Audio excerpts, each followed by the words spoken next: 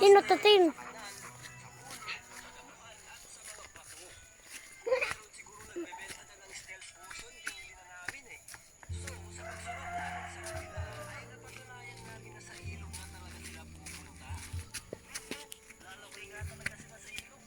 Napunta tayo na ako mo baye.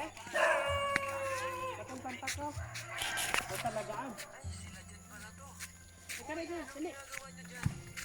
Dali. Lalangoy din kami. Di ba? Dali. Oo nga. Kayo, lalangoy din ba kayo?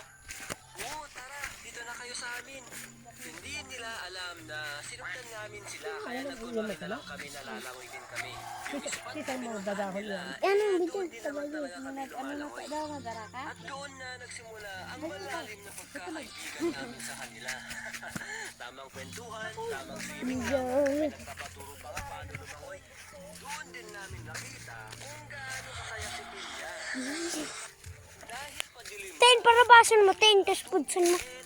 Ano? Parabasan mo, tapos butsan mo. kami, ay bigla silang nagsisigaw. Akala ko Dali, butsan mo na. yun pala, may nanununod na sa kanila.